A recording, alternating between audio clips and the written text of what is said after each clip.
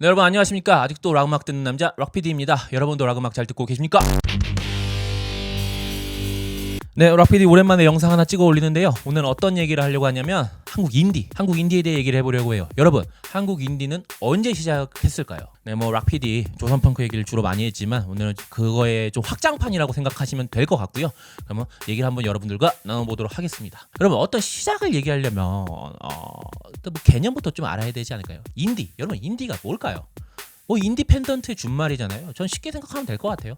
알아서 만들고, 알아서 음악 만들고, 뭐 알아서 제작하고, 뭐 유통까지도 알아서 하고, 뭐 이렇게 따지면 사실 밴드, 특히 우리나라 지금 활동하는 많은 밴드가 인디 밴드 형태겠죠. 되게 인디라는 말에 엄청 과몰입하시는 분들도 계세요. 지금은 뭐 인디 씬 자체가 별로 관심이 없으니까 덜한 것 같은데, 그래도 예전에 조금 관심이 있었을 때는 뭔가 인디라는 말에 엄청 과몰입하는 분들이 계셨어요. 인디를 엄청 성스럽게 생각하신 거죠. 그래서 어떤 뭐 대형 제작사에서, 특히 아이돌을 만드는 회사에서 이제 밴드가 나왔을 때 제 기억으로는 그들이 스스로 뭐 우리 인디 밴드입니다 막 이렇게 한 적도 없는데, 야 니네가 무슨 인디냐 막 약간 이런 식으로 성을 내시는 분들이 계셨어요. 그분들에게는 인디란 말이 엄청 성스러운 거고, 밴드는 곧 이퀄 인디, 밴드는 어떤 자본의 힘을 빌려서 안 된다, 약간 이런 게 좀 있으셨던 건지 참 그렇죠. 저는 뭐 그게 약간 오히려 좀 촌스럽지 않을까. 근데 이 인디라는 말이 우리 입에 착착 감기기 시작한 그 연도를 꼽자면, 딱 한 연도를 꼽자면 여러분들은 몇 년인 것 같으세요? 저는 1996년. 왜냐면 이때 정말 중요한 두 장의 앨범이 나옵니다. 첫째는 96년 아마 1월, 2월 연초였던 걸로 기억해요. 배드 테이스트라는 밴드의 배드 테이스트라는 앨범이 나와요. 직접 곡을 쓰고 녹음을 하고 이제 제작 발매를 한 앨범인데, 그리고 그로부터 한 7, 8개월 후, 그러니까 대략 9월, 10월쯤이죠. 10월쯤이 될 것 같아요. 정말 아직도 많이 우리나라의 최초의 인디 음반이라고 회자되는 정말 중요한 앨범이 한 장 나옵니다. 그게 여러분들도 많이 알고 계시는 크라잉넛과 옐로우 키친의 스플릿 앨범이죠. Our Nation 볼륨 1이에요. 이 앨범이 나오게 됩니다. 이 앨범이 왜 아직까지도 많이 회자가 되느냐? 당연히 주목이 많이 갔기 때문이겠죠. 그도 그럴 것이, 당연히 이제 배드 테이스트와 마찬가지로 스스로 곡을 쓰고 녹음한 것도 당연해요. 발매, 유통도 그렇고. 유통이라는 게 말이 거창해서 유통이지, 공연장에서 그냥 손대손 대면으로 판 거예요. 근데 이러한 판매 방식으로 무려 1만 장이라는 판매고를 기록합니다. 1만 장이요. 여러분, 인디 음반이 1만 장 판매고 이게 말이 되니까? 물론 이 1만 장이라는 판매고는 나중에는 유통사가 붙어서 된 결과라고도 해요. 근데 어쨌든 이렇게 손대손으로 판매하는 방식으로 사람들을 공연장으로 끌어들이고, 그 힘에 입어서 유통사가 붙게 만들고, 이게 굉장하지 않습니까? 그러니까 당연히 매스컴도 이제 주목을 하게 되는데, 이러한 밴드씬, 이제 밴드씬의 시작 단계겠죠. 인디 밴드씬에 이걸 주목하다 보니까 굉장히 뭐 나름 신선했겠죠. 그래서 이걸 어떻게 지칭할까? 그때 당시로서는 형님 누님들이 굉장히 새로운 방식으로 전투적으로 놀고 계시는 모습이 기성 어떤 매스컴의 충격이었을 거고, 그들이 이제 이들을 지칭하는 말로 이들은 되게 독립적으로 스스로 음악을 만들고 음악을 내고 또 되게 독특한 방식으로 음악을 즐긴다, 이런 방식을 이제 뭐 인디. 그래서 저는 96년도가 어떻게 보면 한국 인디 씬의 어떤 시작, 인디란 말이 입에 착착 감기게 된, 또 많이 오르내리게 된 그 시작이 된 연도가 아닐까 해요. 그래서 저는 어떤 80년대 그 이전, 당연히 그때도 밴드들은 스스로 음악을 만들고 녹음도 하고 그랬을 테죠. 특히 헤비메탈 씬으로 대변되는 80년대. 이 차이점이 전 이거라고 생각해요. 80년대, 90년대 초반까지는 어쨌든 스스로 뭐 음악을 만든다 하더라도 자신들의 음악을 내줄, 즉 판을 내줄 어떤 제작사, 유통사, 기획사, 이런 곳과 이제 연이 닿아야 했는데, 이 96년도에 나온 두 장의 앨범은 그런 것도 없는 거예요. 그냥 알아서 앨범을 낸 거예요. 또 96년도 하면 그것도 빼놓을 수가 없어요. 스트릿 펑크 쇼. 이제 이거야말로 약간 쇼킹한 건데, 지금의 어떤 KTNG, 지금 KTNG 상상마당에 있는 곳 있잖아요. 거기가 원래 주차장이었는데 거기에 간이 무대를 세우고 드럭의 이제 밴드들이 공연을 한 거예요. 근데 여러분, 이게 또 진짜 지금 상상이 돼요? 어떤 뭐 한국에 난다 긴다 하는 밴드들이 모여서 공연을 하는 것도, 야외 공연을 하는 것도 아니고, 드럭이라는 작은 라이브 클럽에 있는 밴드들이 홍대 한 공간에서 야외에서 이제 자기들의 육성을 뽐내는 거예요. 이게 더 웃긴 거는, 무려 이 야외 공연을 같이 공동 기획해야 했다고 해야 되나? 그게 서울 아이라는 잡지예요. 이 잡지는 그 중앙일보 계열사의 잡지인데 한마디로 우리나라 초메이저 일간지의 계열사 잡지사가 이제 드럭에 관심을 가지고 이런 공연 같이 해보지 않을래? 혹은 아이디어 있냐 하면서 만든 야외 공연인 거예요. 여러분 지금 밴드가 야외 공연을 할 수도 없지만 코로나 때문에 굉장히 되게 지금은 저는 충격적이에요. 심지어 공연 당일에 이제 에드벌룬을 띄웠는데 홍보용으로 그 에드벌룬에는 이런 글귀 있었어요. 후원 삼성화재. 지금 삼성화재가 뭐 한국 인디 밴드 어떤 뭐 씬을 후원할 일도 절대 없고. 그러니까 그때 보면은 이 홍대에 이제 막 발하기 시작한 청년 문화, 새로운 문화, 인디 문화가 당시 꽤 그래도 솔직하게 충격을 준 거예요. 나름 뭐 괜찮다라고, 신기하다라고 충격을 준 거예요.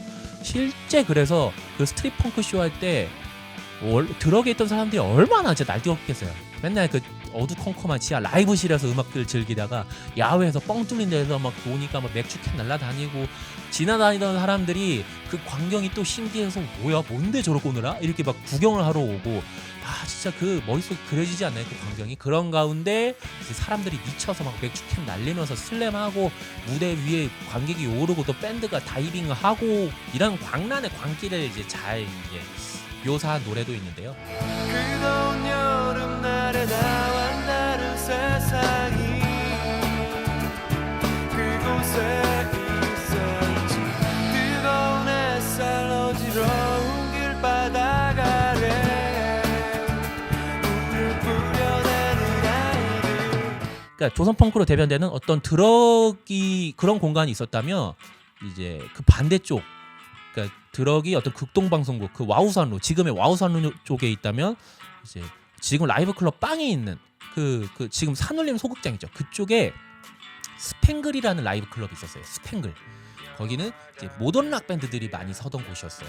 그 모던 락 밴드들 뭐 들리스파이스, 언니네이발관 이런 밴드들이 많이 공연을 하던 곳이었어요. 그래서 제 생각해 보면 되게 웃겨요. 그 좁은 어쨌든 그 홍대 합정 요런 그 공간에 홍대를 기준으로 이제 지금의 향수 쪽으로 올라가다 보면 찡박힌 라이더 자켓 머리 삐죽삐죽한 펑크 밴드들이 많았던 거고, 그 반대쪽으로 가다 보면은 되게 댄디한 차림의 모던 락 밴드들이 많았던 거예요.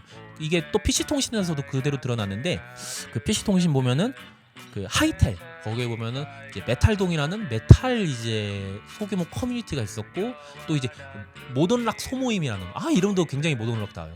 모던락 소모임이라는 이제 그런 또 커뮤니티가 있었어요. 그 모던락 소모임에서 결과적으로 탄생한 게 언니네이발관이라는 밴드잖아요. 이 언니네이발관 탄생한 설화는 이 설화라 해야 되는데 되게 웃긴데, 이건 나중에 어떤 우리나라의 레전드 밴드들의 탄생을 좀 다뤄보는 얘기가 있을 때 한번 얘기를 해볼게요. 그리고 또 이제 그 사이 어떤 스팽글과 드럭 사이에 또 제머스라는 라이브 클럽, 거기에 보면은 지금 뭐 우리나라 레전드 밴드가 된 역시 자우림, 당시는 미오놀이었죠.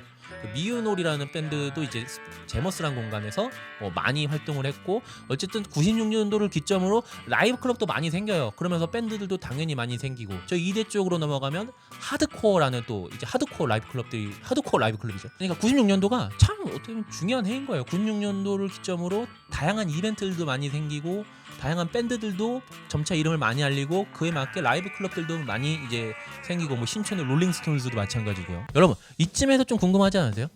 왜 하필 홍대가 이렇게 떠오르게 된 거였을까요? 홍대. 사실 이 부분도 좀 재밌는 건데, 지금은 상상하기 힘들지만 90년대 초반 중반까지 홍대는 이렇게 핫플레이스는 아니었죠. 굉장히 지금과는 분위기가 달랐고, 오히려 그때 핫플레이스는 젊은이들의 문화적인 핫플레이스는 신촌이죠. 신촌 이제 신촌에 그 랜드마크가 뭐가 있었습니까? 더 그레이스 백화점이라고.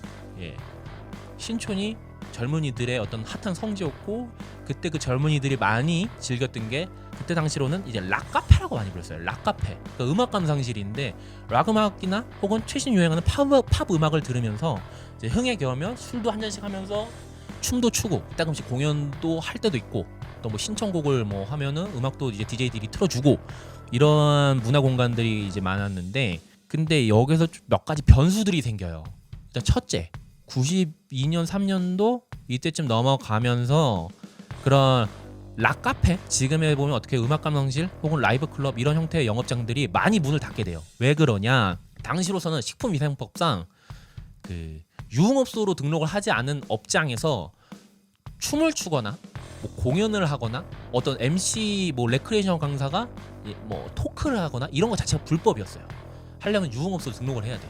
그러니까 전속적인 근데 유흥업소로 등록을 하기가 힘든 게 일단 유흥업소 지금도 마찬가지지만 유흥업소로 저 유흥업소 등록해야 할래요 이런다고 해주는 것도 아니고 절차도 굉장히 까다롭고 제한적이고 설사 유흥업소로 등록을 한다고 하더라도 유흥업소로 등록하면은 뭐 부가세 외에 이것저것 많이 붙여서 팔 수밖에 없어요 구조상. 그렇기 때문에 소주 뭐 3,000원에 파는 거에 이것저것 가격을 많이 붙일 수밖에 없고 아니 아예 소주도 안 팔겠죠.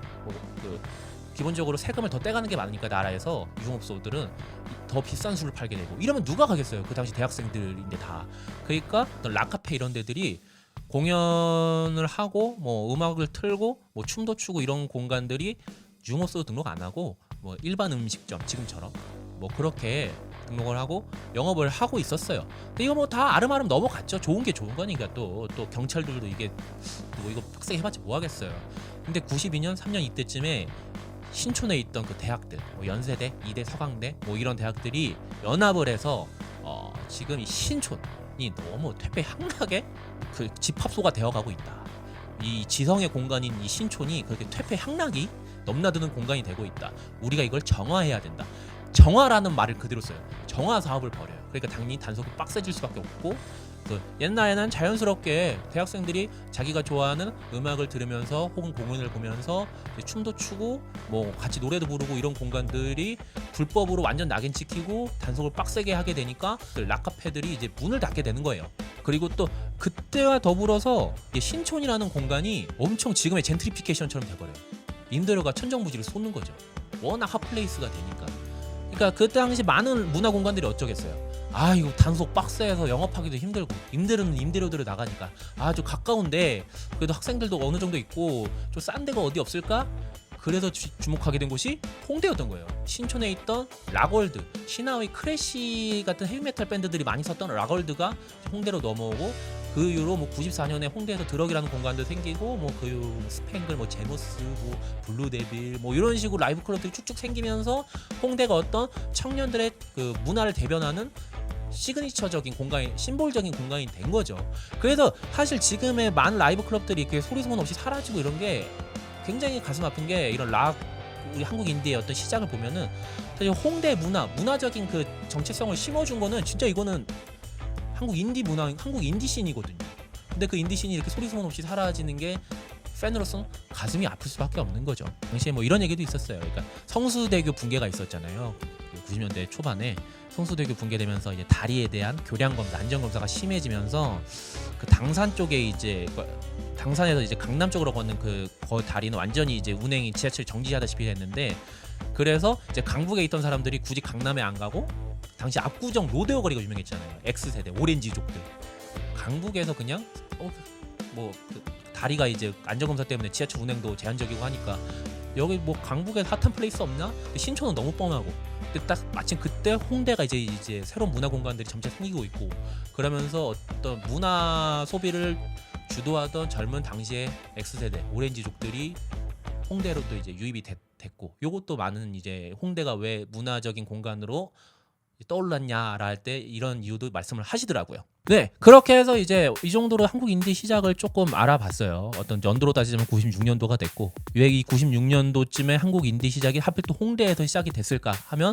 그 어떤 기저징후들에 대한 얘기를 조금 나눠봤습니다. 이런 거 참 재밌어요. 어떤 음악을 통해서 당시에 살아보지 않았던 그 시대의 분위기를 느껴본다는 게 그런 걸 여러분들과도 좀 나눠보고 싶어서 얘기를 드렸고요.